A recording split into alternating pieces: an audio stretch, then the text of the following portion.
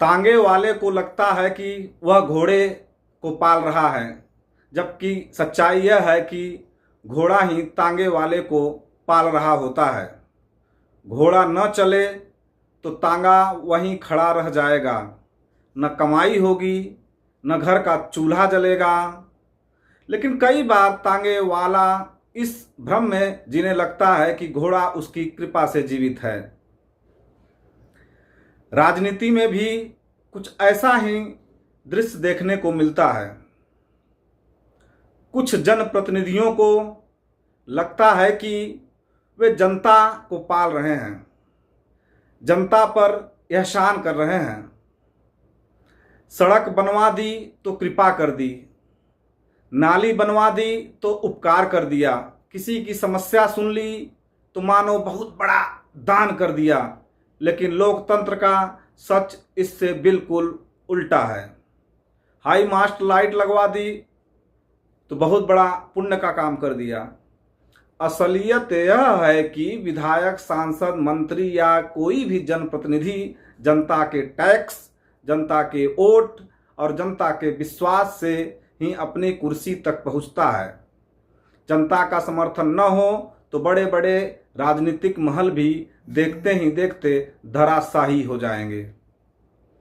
जनता वह घोड़ा है जो लोकतंत्र के तांगे को खींचती है, वही अपने खून पसीने की कमाई से टैक्स देती है, वही वोट देकर प्रतिनिधि चुनती है और वही उम्मीद करती है कि उसकी समस्याओं का समाधान होगा।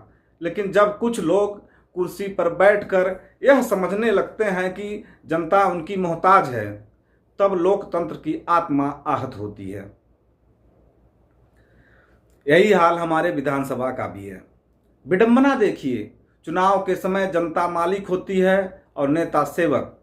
चुनाव खत्म होते ही कई जगह भूमिकाएं बदल जाती हैं। सेवक मालिक की तरह, चमचे मालिक की तरह व्यवहार करने लगते हैं। मालिक अपनी ही समस्याओं को लेकर दफ्तर दफ्तर भटकता रहता है। जनता को भी याद रखना चाहिए कि लोकतंत्र में उसकी ताकत 5 साल में एक बार नहीं, हर दिन होती है। सवाल पूछना उसका अधिकार है, जवाब देना जनप्रतिनिधि का कर्तव्य है। विकास कोई दया नहीं बल्कि जनता के धन का जनता के लिए उपयोग है।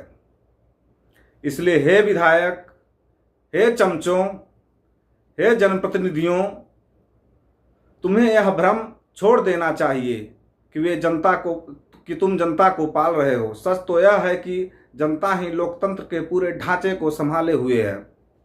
जिस दिन जनता अपनी ताकत पहचान लेगी, उस दिन तांगे वाले और घोड़े का यह भ्रम हमेशा के लिए टूट जाएगा। जनता मालिक है, जनप्रतिनिधि सेवक हैं, नौकर हैं, नौकर ही रहेंगे। लोकतंत्र की यही सबसे बड़ी सच्चाई है। जय हिंद।